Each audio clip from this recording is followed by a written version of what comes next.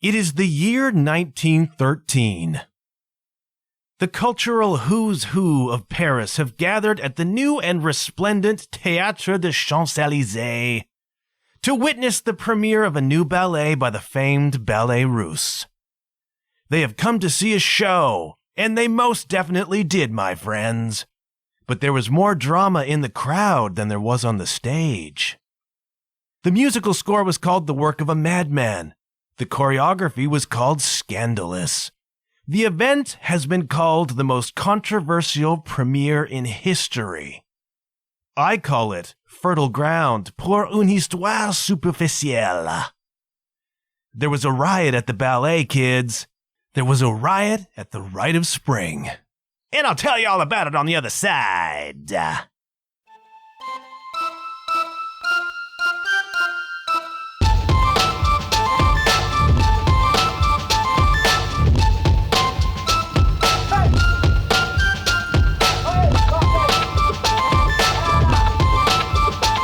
Hello, you're listening to the John Huff Podcast. Oh, yay. This is a story about staying true to your artistic intuition and vision, okay? And it takes me back to one of my favorite places on earth, which is the city of Paris. Paris. I have visited twice, and I gotta tell you, Paris is absolutely freaking wonderful. If you have not been to Paris, go to Paris, kids, okay? It is one of my favorite places on earth. For the purposes of our story today, we are indeed going back to the year 1913. Now, at that time, Paris was the cultural heart of Europe, okay? And apparently, in those days, Parisians had an enormous appetite for all things Russian. Russian folklore, Russian tradition, Russian history, whatever. I don't know where this came from or why, but I can bet it was pushed along by an expat Russian called Sergey Diagolev, all right? Now, Sergey Diagolev was a failure at almost everything. A failed composer, a failed musician, but Diaghilev discovered within himself one exceedingly useful talent, all right? And that talent was for organizing and putting on shows. And so Diaghilev, who could not become a composer, became an impresario. That is an organizer of the arts, okay? And he moved to Paris to start the Ballet Russe. And what they did was they brought a Russian tradition via ballet to French audiences who seemed to have an absolutely unfulfillable appetite for all things Russian, all right? And he did this in the early 1900s. And, gotta tell ya, Diaghilev had some pretty great successes right off the bat, okay? They did The Firebird in 1910, and they did Petrushka in 1911, Petrushka. And these ballets were driven by musical scores written by a guy who was initially an unknown, but came to be known as Igor Stravinsky. And in the case of Petrushka, the popularity was driven by the majestic dancing of one Vaslav Nijinsky, probably the preeminent dancer of his generation, okay? Big success. The Firebird 1910, Petrushka 1911. Igor Stravinsky. He's in his late 20s, mid-20s as he's writing these things. And he's becoming, very quickly in Parisian society, a sensation. Particularly on the basis of the Firebird, okay? And then this dancer, Vaslav Nijinsky. Small of stature, but enormously powerful. Probably the greatest dancer of them all, at least back in the day, all right? So we've got the Ballet Russe and Diaghilev. He's had two big wins, and all of Paris is queuing up in 1913 for the new stuff. You know what I mean? They arrive at the Rite of Spring in May of 1913, queued up, ready, and very much anticipating what the Ballet Russe was going to give them. And I gotta tell you, a lot of them were not gonna like it one bit. Now, this is a superficial history, okay? So superficially speaking, I will say that at the time, Paris, 1913, you basically had two camps in terms of arts audiences. On the one side, there were the traditionalists, and these tended to be the wealthy, upper crust, upper class people, and they saw arts as dignified and snooty. You know what I mean? And they liked it done in the traditional way, all right? Ballet to them was elegant and romantic and beautiful. But then on the other side, you had what I've seen described as a bohemian class. I'm guessing younger. The younger folks, not too keen on some of the traditional stuff, with a huge appetite for all things new, different, and divergent, all right? Traditionalists versus kids who like the new stuff. We don't like our mom and dad's ballet, man. We want the new stuff. And Diagolev, promoter extraordinaire, made sure to have, a healthy dose of both of them in the audience that night for the premiere. So there were people who wanted it the old way, and there were people who wanted to change. And I gotta tell you, change was happening everywhere in those days, all right? The early 1900s, they are on the peak of change that's been happening for nearly 100 years, man. The 1800s, for those of you who weren't there, were a time of absolutely enormous change, all right? Check this out.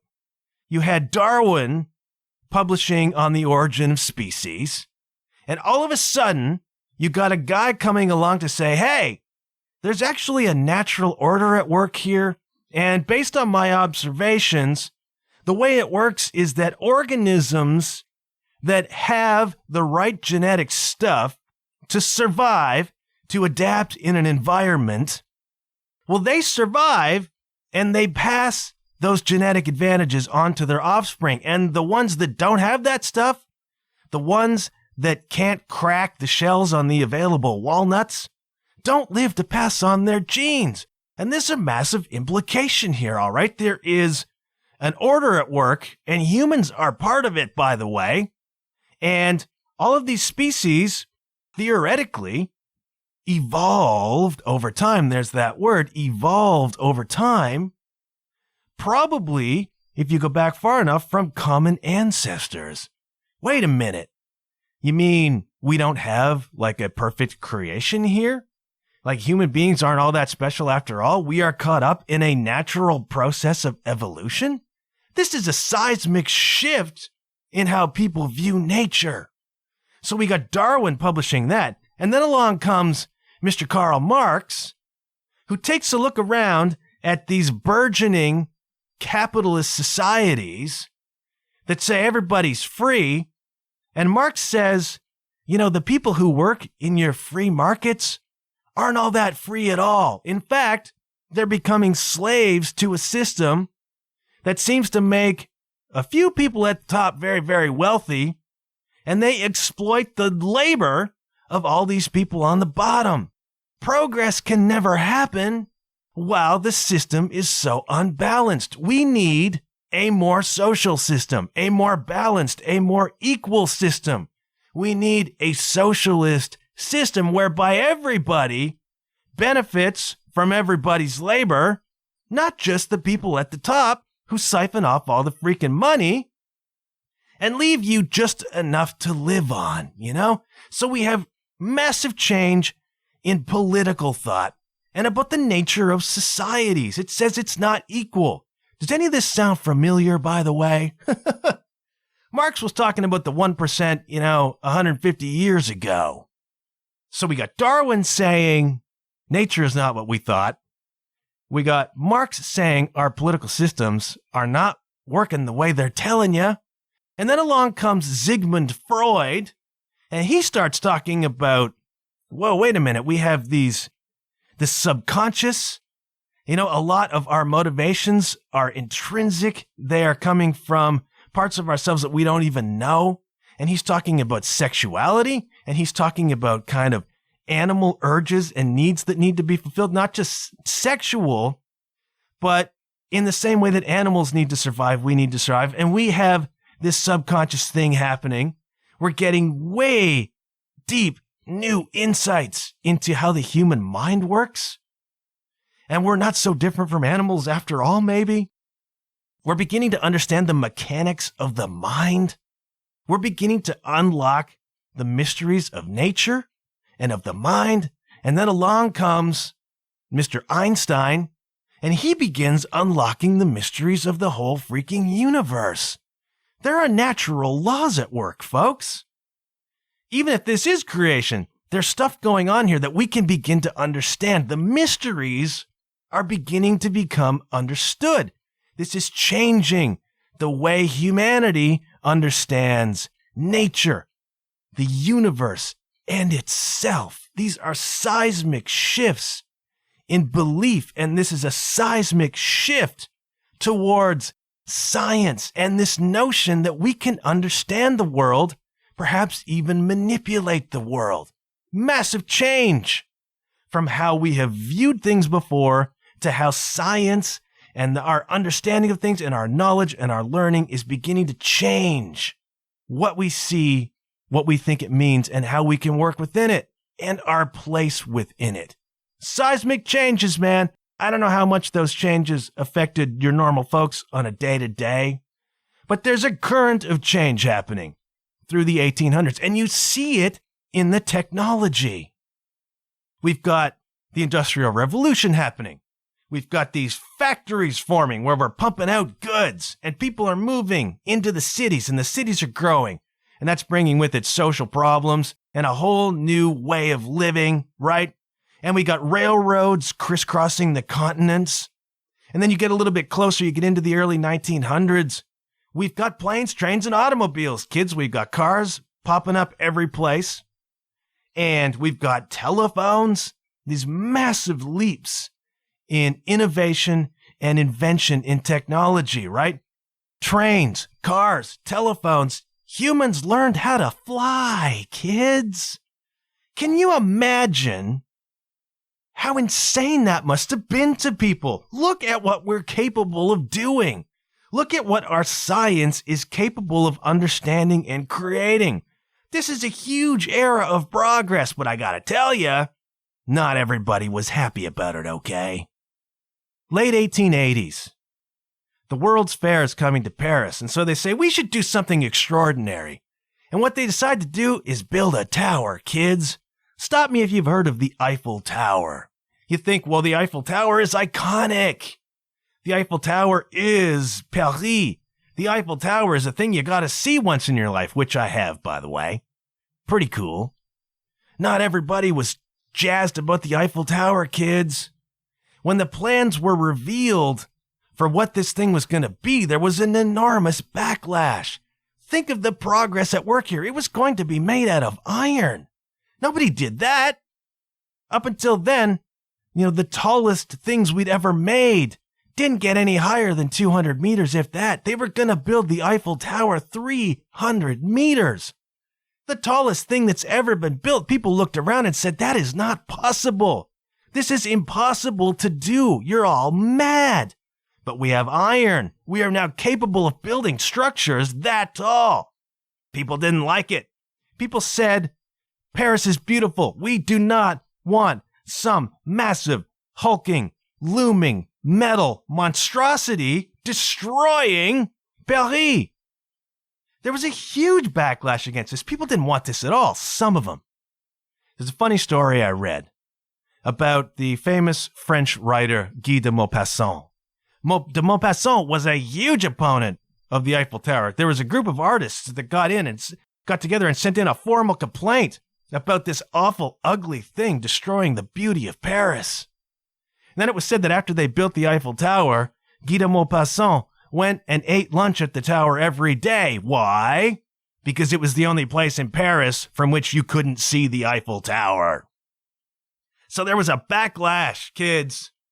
There was a backlash to these changes in technology. There was a backlash to these perceptions of progress.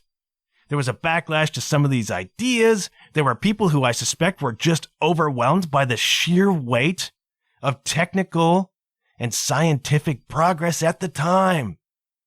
And, of course, these ideas about innovation and progress and what was possible if we started seeing things and thinking a slightly different way found their way into the arts, all right? Now, this is, by 1913, depending on your reckoning, we are, I would say, knee to hip deep in what is now known as the modernist period or modernism, okay? Now, I can't do modernism, right? I cannot do it in 2 minutes, even superficially. There's a couple reasons for that. A, the topic is just too freaking huge, all right?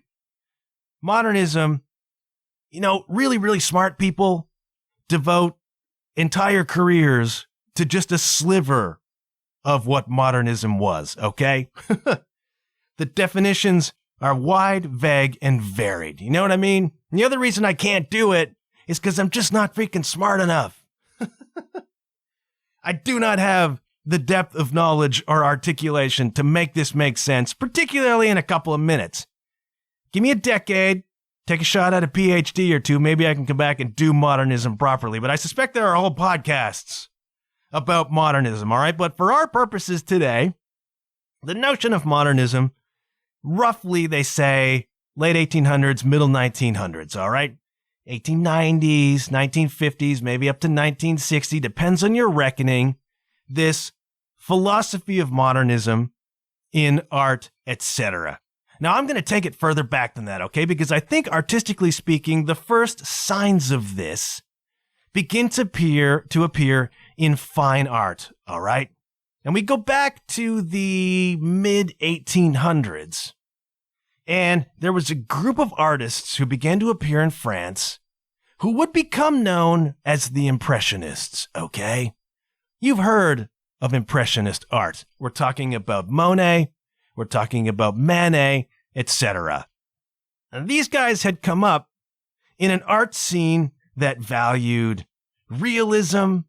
All right, art was done in a certain way, and you were doing a portrait or a painting, right, a landscape, whatever. You were doing a thing, and you produced something that looked like the thing.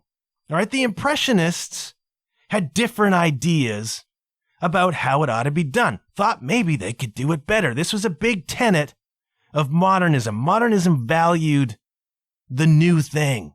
All right, it valued innovation, individual inspiration. All right, the new thing, the new way.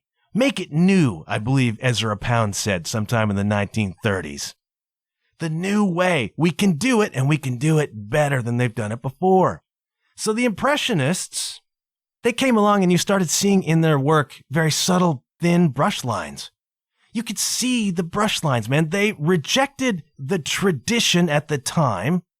They rejected particularly realism in favor of doing paintings that gave an impression of a thing. Rather than a thing, an impression of a thing. This was, at the time, kind of sacrilege, I think. This was not the traditional way of doing it. And if you've looked at Impressionist paintings, which I really, really like, by the way, it's like looking at dreams. Impressionist paintings are like dreams, not really in focus. Impressionists were consumed with light and painting light. They wanted to give an impression of a thing. They wanted, in fact, more to present a thing, to present an emotion attached to a thing. You know what I mean? Am I making a lot of sense here? I'm not an art critic, all right? And Impressionists wanted to paint real life. Heretofore, a lot of the art that we saw, Renaissance art particular, you know what I mean? They were doing like biblical themes or mythological themes. You know what I mean? Impressionists were like, no, forget all that, man. I really like this river. I really like this landscape or this market or this crowd of people, this riverbank. I'm going to paint that, but I'm not going to paint it in such a way that you see an exact picture of this. I'm going to paint it in such a way that you see light and you see colors, and you see not super defined shapes or objects, but you see an impression of what I'm seeing here. And they did wild stuff. Wild at the time. The Impressionists would take their paints and their easels and go out into nature and paint it. This is not the way you did things, man. Before that, you took out your sketchbook. You went out into nature with your buddies, had a glass of wine. You sat there and you sketched a scene so that you could take it back to your studio later and paint from it. The Impressionists said, nay, we don't want to take it back and paint it later how we remember it. We want to paint it how we see it now. And the Impressionists were obsessed with painting light and capturing light and getting the natural light in the world the way it actually was. And the term Impressionists was derogatory, okay? This is not a word that they even came up with themselves.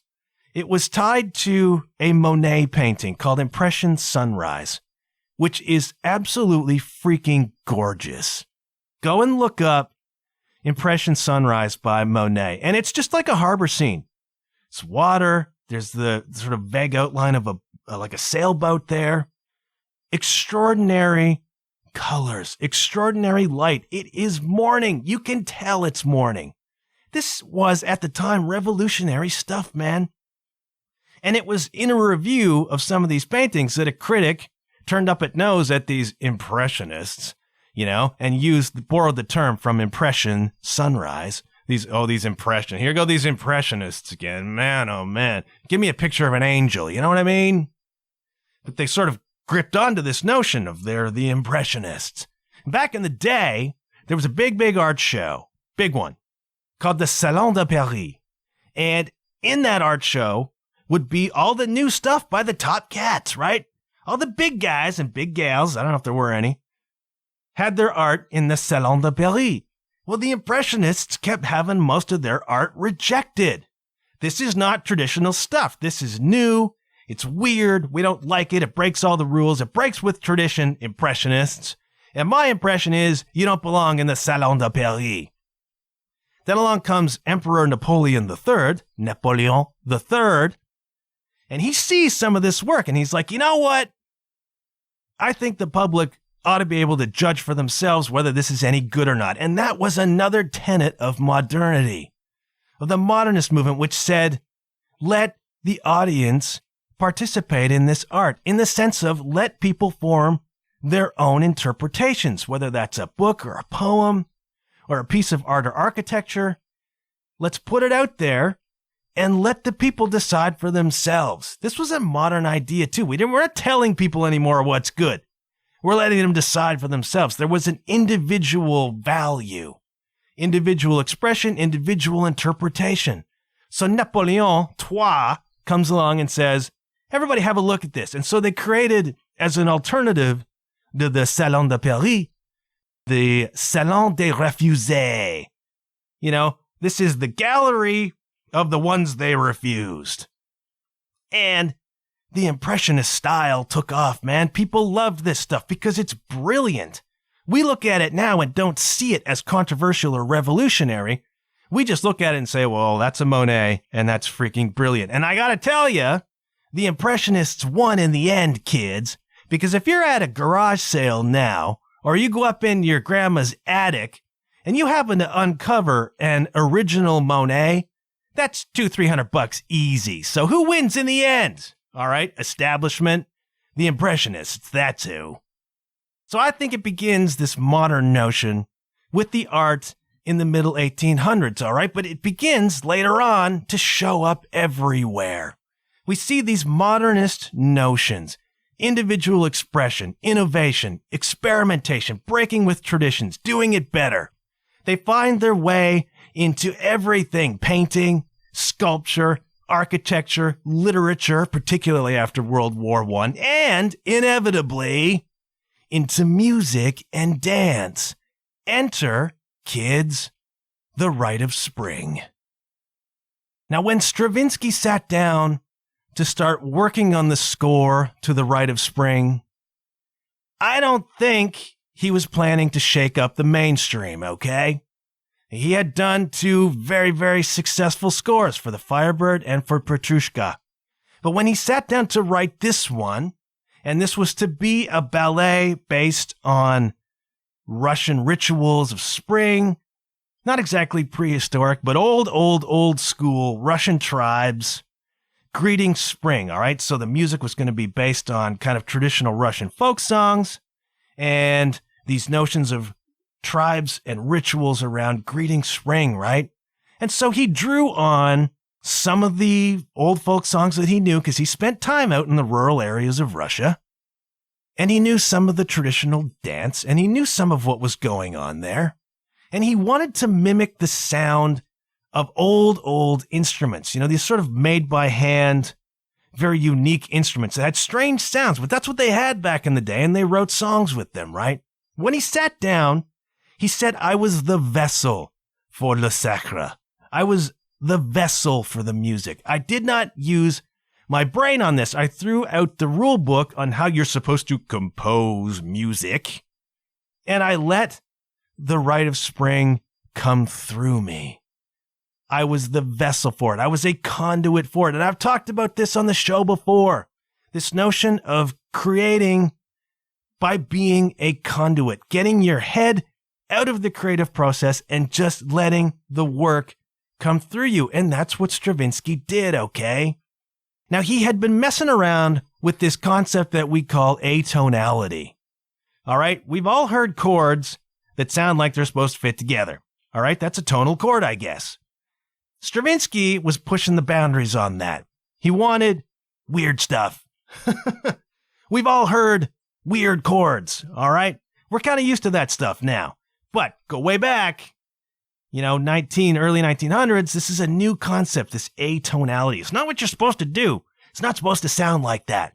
So he's messing around with chords that are weird, music that is weird. He's got different instruments playing in different keys together at the same time, and he's messing around with really wild rhythms.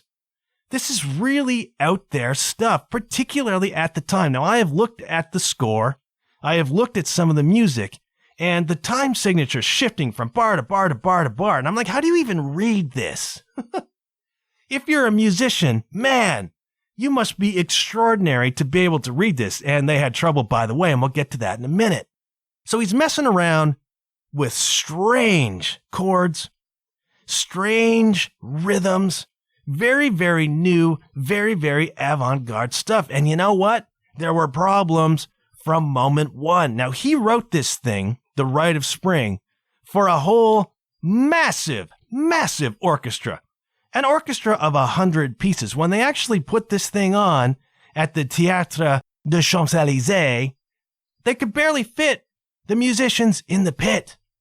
Way too many musicians. This was written, and I don't know how they do this. I don't know how composers write for so many different instruments. How do they hear this? This is a kind of genius, man. How do they hear this? How do they fit them together? It's freaking extraordinary, all right? But before we even got to the orchestra, Stravinsky wrote it all out for piano, okay? And so he's got a piano version of the score. And he brings in Pierre Monteux, who is the conductor for the Ballet Russe. All right, he's the guy who's going to conduct the orchestra. Stravinsky says, hey, Pete, come check this out. I got the new one. It's called the Rite of Spring. You're going to love it. And then he plays him the score on piano. And Pierre Monteux, famed conductor, has to leave the room, man. Monteux can't take it. He leaves the room and he goes sits in the corner. And he says to Diagolev, dude, I can't conduct music like this. All right? He's like, look, bruh, this stuff is whack. I can't conduct this. They'll laugh at me for crying out loud. I can't make heads or tails of this. Right off the bat, we got a problem. And then they get into rehearsals, and they got this 100-piece orchestra trying to fight their way through this music, and people kept stopping the show. They would stop it like, whoa. They got Monteux settled down, and he came down to conduct. And they got Stravinsky there. And the musicians will stop this thing and go, I'm looking at my score here. Are you sure that note's right? Because it was so weird. It was dissonant. It was atonal. It did not freaking fit. All right? I'm not even in the same key as everybody else. What is happening here? Is this right? And Stravinsky would have to be like, yes, it's right, dude. Trust me, just play what's on the freaking sheet. And so the orchestra is fighting with this music from moment one because it doesn't make any rational musical freaking sense. And if you go listen to it, which I have, they're right about that. So the orchestra's having trouble, right? And Stravinsky's fighting with them. And Monteau, the conductor, I read, 50 years later, they were like, well, Pierre, did you come around? And he's like, no.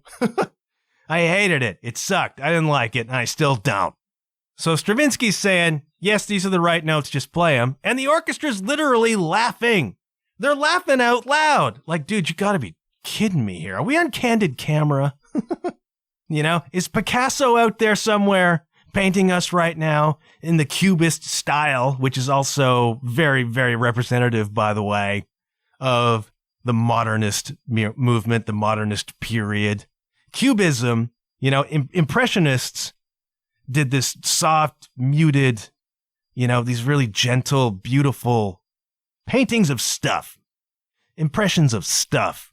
And then along comes Picasso with Cubism, and it was like there was a thing, and Picasso broke the thing into 15 or 20 pieces and then put all the pieces back together again, all weird and upside down. That was Cubism, right? And this is as modern as it gets. How do you break with tradition? Well, let's take painting and flip it upside down and put all the pieces in backwards. And let's take like 7 different perspectives on an object and put them all in one painting together somehow. That was Picasso and that was Cubism, man. And this is what was going on in the modern period. We are breaking all of the freaking conventions. We are breaking all the conventions. We are turning everything on its ear. We are coming up with new forms of art.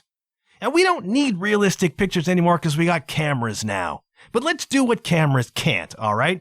Let's get a bunch of different perspectives in one piece of work, in one image, right? This is what Cubists were doing. And let's imply motion, and let's imply time. This was extraordinarily avant-garde stuff, man.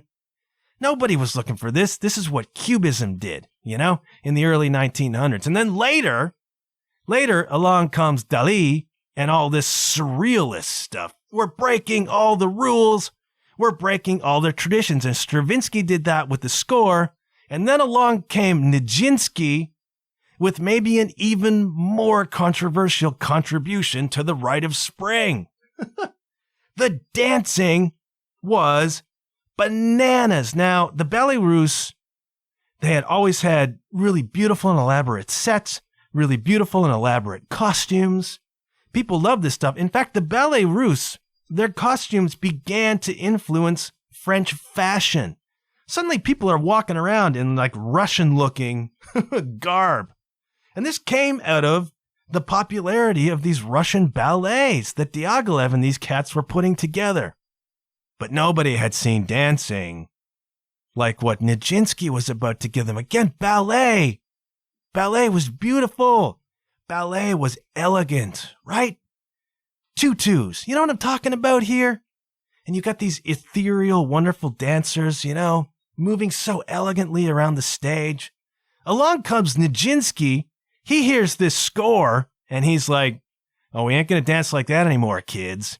And so if you watch a performance of the Nijinsky choreography for this ballet, people are jumping up and down. People are stomping. People are all hunched over in these weird, contorted positions. And so they start trying to teach the dancers these steps, and the dancers are just like the musicians. It's like, what are you doing? What is this? You're all freaking nuts. We can't dance like this. It's freaking crazy. And I get it.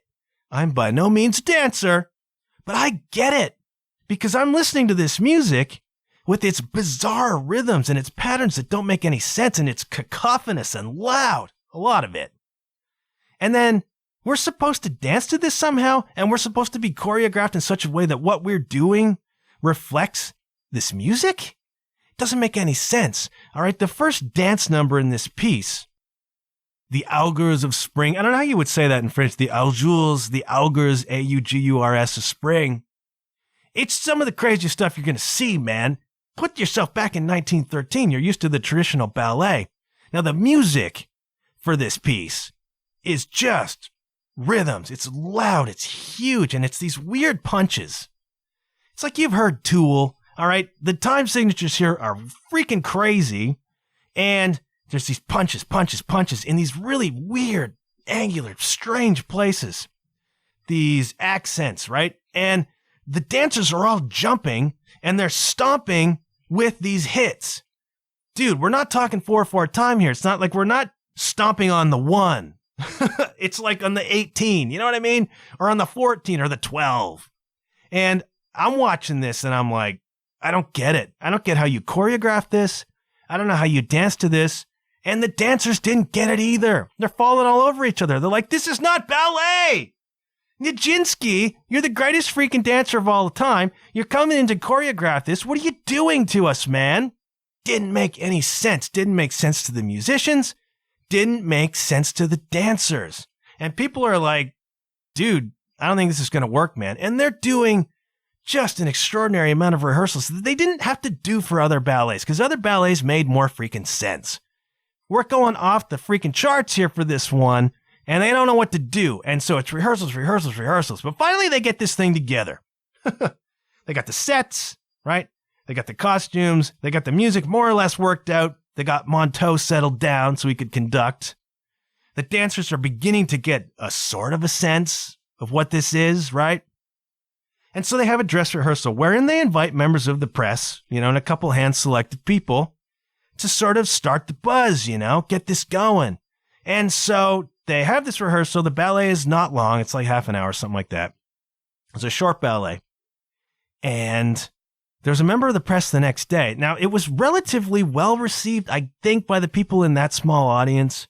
There's a member of the press the next day who reviewed it, and he's like, I don't know if people are going to like this, man, because I suspect they might think they're being mocked. This thing was so bananas that a member of the press, a critic, actually thought the audience would think somebody was making fun of them, like they're on candid camera too. Alas, there's this advanced press, there's this advanced publicity, everybody loves the Ballet Russe, everybody's stoked to come and see this thing, and on the fateful night in 1913, they come. It is the who's who, man. Everybody who is anybody in the Parisian arts scene, which is the arts scene, man, is there to be part of this. And the Théâtre des Champs-Élysées is new, it's beautiful, it's decked out, it's the place to be, man. And along they come. They pack that joint. They got traditionalists, you got bohemians, and you got people in the middle, which I'm guessing was the bulk of the audience. And so there was a production of something, get them warmed up, the opener, and then the time comes. And the lights drop or whatever, however it worked in 13. And the curtain stays closed, and the performance begins. All right, now, the Rite of Spring begins with a bassoon. Nobody does bassoon solos, but it's all dark, right? And then you hear this kind of haunting, it's really quite pretty, this haunting melody being played by a single bassoon. But people can't really tell what it is because it's way at the high end of its register. And this was another characteristic of the score from the Rite of Spring, okay? Stravinsky took these instruments and he was pushing their range, pushing them high, pushing them low. He's trying to mimic instruments that don't exist anymore, right? He's trying to mimic the sound of some pipe that some dude made 400 years ago out of a piece of wood that he found. These are not regular instruments, but what he's got is an orchestra full of regular instruments, so we got to stretch them. So there's this bassoon playing a haunting melody that people are like, that's not what a bassoon is supposed to sound like. And right off the bat,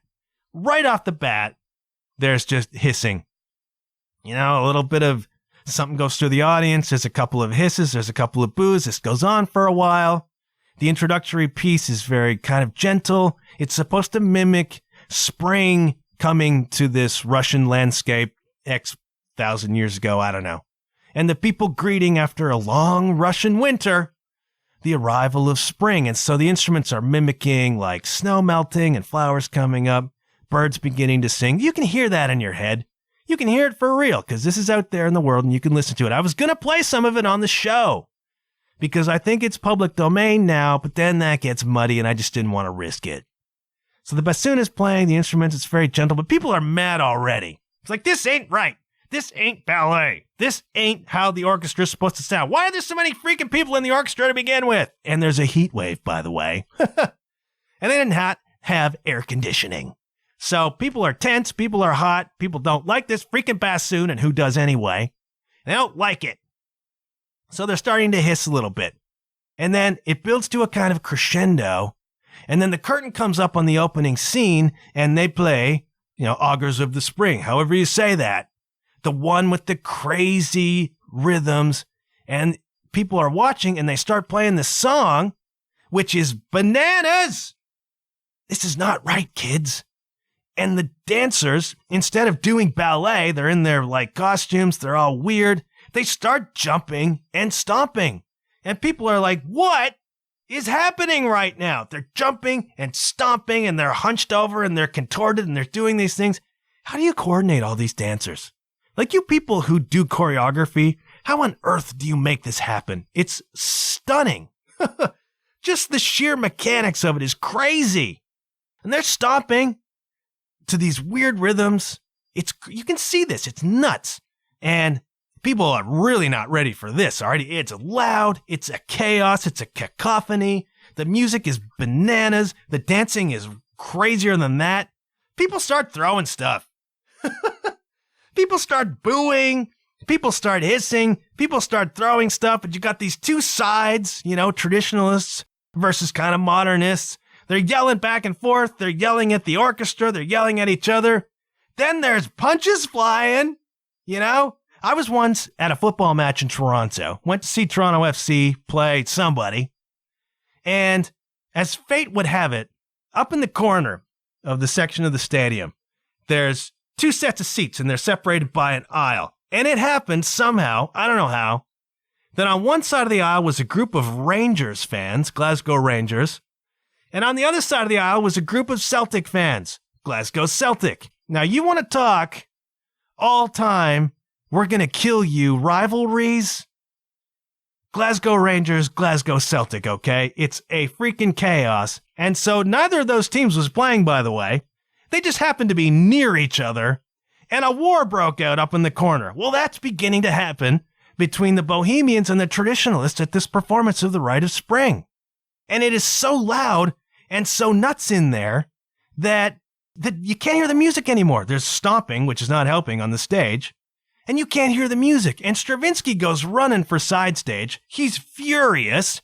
And why wouldn't you be? People are messing up his show. You ever played a gig where some yahoo is like in a listening room and some yahoo is just yammering through the whole thing? You want to sharpen your drumstick and stick it through his earlobes. You know what I mean? Stravinsky runs backstage, and Nijinsky is up on a chair yelling numbers at the dancers because the dancers can't hear the music at all. The pit's right in front of them. Can't hear the music for the chaos that's happening in the audience. People are fist fighting, for crying out loud. The show is going on. The show must go on, kids. And so the dancers are trying to dance to the stuff you can't dance to anyhow. Nijinsky's on a chair yelling out the numbers, yelling out the steps because they can't hear the music. Stravinsky is holding him on the chair while he's doing this. It's chaos. Chaos reigns at the theater, man. Can you picture this? Can you picture this happening? Now, there are differing reports on how this unfolded. Some people will tell you that the cops came and they arrested 40 people in the first act of this ballet. This is the ballet, kids. Let's not lose sight of the fact that we're talking about a ballet here. Some people say 40 people got arrested. Other people say 40 people just got kicked out. But somehow, as all this is happening, the band played on. It's like the freaking Titanic. And the dancers danced on. Can you imagine? My hat is doffed to all of those cats for continuing to play and dance, man. True freaking professionals. They get the furor, the hubbub, calmed down. All right, the first act of the Rite of Spring is all of these rituals by this tribe, by this group of people, about greeting the spring. And then the second half It's pretty dark. The second half is they choose a sacrifice to the spring. And the sacrifice, not surprisingly, is a woman. And the woman is going to dance herself to death to appease, I guess, the gods of the spring. And so the people who are left in this theater, they get them a little bit calmed down. And then they begin to get into this because the dancer Maria Pilz comes out. She is the chosen one. And she mesmerizes. She absolutely mesmerizes this audience that's been fighting a few minutes ago. And she performs this dance of sacrifice, wherein she dies. And by the end, the people love it. There's applause, there's curtain calls, repeated curtain calls, because Maria Pilz was a genius. You know? And so in the end, this whole thing wraps up okay. And then they do a few more performances of the Rite of Spring, the Nijinsky choreography.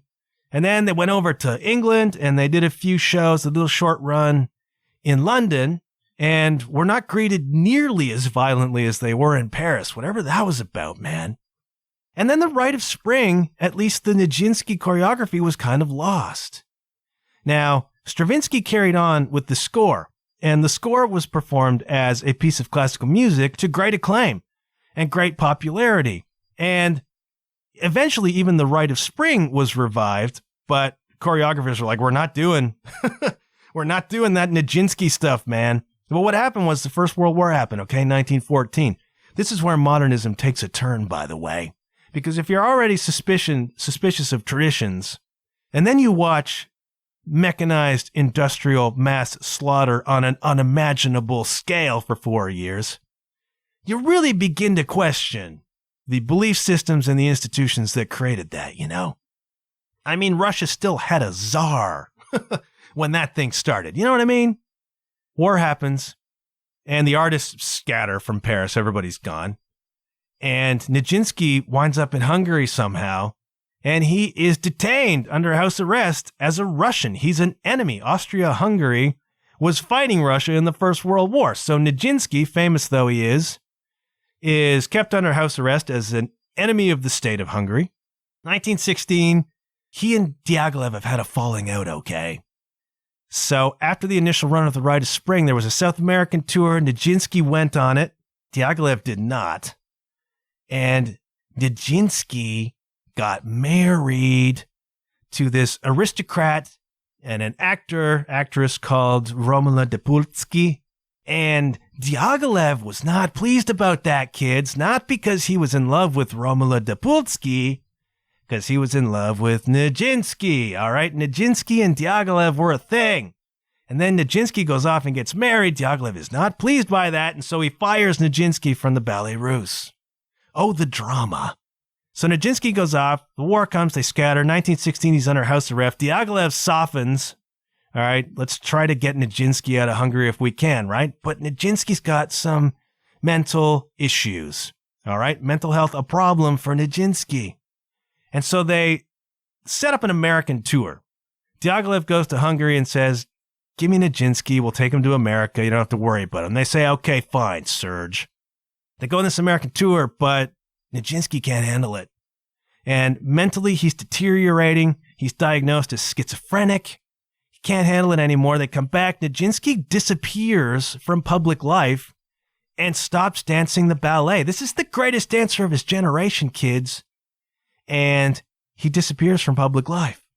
And they revive the Rite of Spring, but they won't use Nijinsky's choreography. And over time, the choreography gets lost.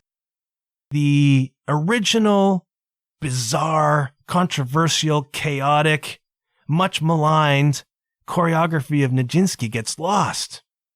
And so I've said many times on this episode, I've seen this. You can see this. And you're thinking, if Nijinsky's choreography is lost, how are you seeing this, man? You're not that old, are ya? No, I'm not. But for like 70 years, that choreography was gone. And nobody ever asked Nijinsky, and nobody really wrote it down. But along came this woman called Millicent Hodgson, all right? She herself a choreographer. And in the 1980s, she took it upon herself to attempt to revive Nijinsky's choreography. And so she went through what primary sources existed. This could be dancing notes that dancers had. There's a booklet for the steps, whatever, with notes in them. And some music scores may have had notes on them. There were a couple of people still alive who were there in 1913, all right? She talked to them. She went back to the Russian folk songs that Stravinsky borrowed from in writing the score. She went back and looked at some of the traditional Russian dances that must have inspired Nijinsky with some of this stuff. And painstakingly, piece by piece, step by step, over the course of like 7 or 8 years, Millicent Hodgson reconstructed about 90% of the original Nijinsky choreography, the original thing. And she did this for the Ballet Joffrey in Los Angeles, California. 1987, the Joffrey Ballet presented the Rite of Spring with the original Nijinsky choreography for the first time since, probably 1913. And I gotta tell you something, kids. It was a massive hit. People freaking loved it. They got to see it, man. The sets, the costumes, the score, the original insane choreography. And I tell you a secret, you can see it too, all right? Go onto YouTube, put in Joffrey Ballet, Los Angeles, 1987, The Rite of Spring, and you can see what I'm talking about here. They didn't do us the service, and I think it would have been nice of them, of also recreating the Riot. Do you want to go viral or not? Recreate the Riot, but you can go see it. And it's bananas, but I listened to the score. It's very difficult for me to listen to the score while I'm watching the dancing. Gotta remember, the score was for the dancing, all right? It's to provide atmosphere, whatever. But you listen to the score, you watch the dancing, you watch this whole thing come together, and you're like, how on earth do people do this? Even ballets, musicals, whatever, that aren't nuts. Ones that make sense. How do they do it? It's extraordinary, man. My hat is tipped. Props to the people who make this sort of thing happen. So you can go on YouTube and you can see it. You can see Nijinsky's choreography, the Joffrey Ballet, 1987. Pretty freaking cool, man, when you've gone through all the source material and then there it is. And I'm going to put some of the music on the John Huff Podcast, referenced on the Podcast 2022 playlist. So I'll put some of this stuff that I'm talking about, and you can just hear how bizarre it is. And then go and watch this. Even watch just the first 5 or 6 minutes. Watch them stomping and hitting the accents on the music. It's crazy. They are jumping the whole time. Just the physical stamina to do this. And then to be able to actually work out what the hits are. That's crazy, man. We've heard Tool. We've heard Tool. Go watch this. You want to see some prog. Holy cow. And there it is, kids. That is a superficial history of the premiere of the Rite of Spring, 1913, whereat there was a riot among ballet fans over Stravinsky's The Rite of Spring. And I hope you enjoyed it, because I wasn't sure I was going to be able to pull that off, man. Before I go, because we did it, we made it to an hour. Before I go, I'm going to give you the Patreon plug. I saved it till the end so as not to break up the flow. There is a Patreon page for the John Huff Podcast. It is patreon.com/John Huff Podcast, where, if you are inclined, you may support the show, help me offset my expenses. I have one tier of support. It is $5 a month. You can think of it as flipping me a $1.25 tip, less than a cup of coffee, kids, for every episode that I produce. If you are inclined to do that, I am inclined to give you my eternal thanks. I do appreciate it. If that's not your bag, that's totally fine. The podcast will remain free where you enjoy fine podcasts, and that's okay. You can support me by sharing these episodes. You can support me by leaving positive ratings and reviews on your preferred podcast platform. Please do that. It takes literally 2 seconds. Please do that so I can get the message out that this exists. You can do that as well. You can share these episodes. You can tell your friends, kids. Like King's X said, go tell somebody. You can support me on Patreon. I like Patreon because it is voluntary. It is up to you. You don't have to listen to me do a bunch of ad reads that you don't want to hear. I don't like ad reads. I find them intrusive, so I went with Patreon.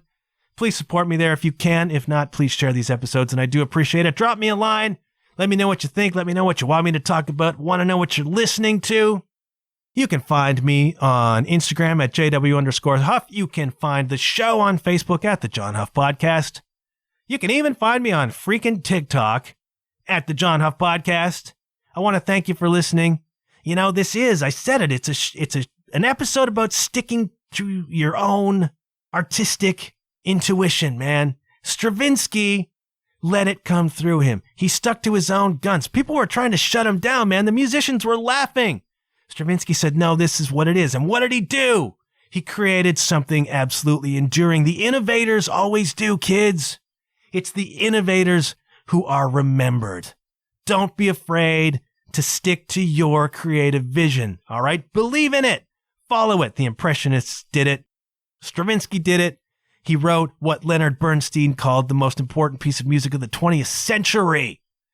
I don't think that Bernstein had heard Gretchen Goes to Nebraska by King's X at that time, but stick to your vision. Let it flow through you, man. Believe in it. Believe in yourselves, because good things happen when you put yourself out there. Your paintings might be worth hundreds. Your score might be remembered forever. I hope you will remember this episode forever. I'm going to shut up because I'm losing my voice. Thanks for hanging this far. I do appreciate it. Drop me a line. Let me know how you're doing, what you're listening to. Gonna go now, and hey, I'll check you later. Yeah.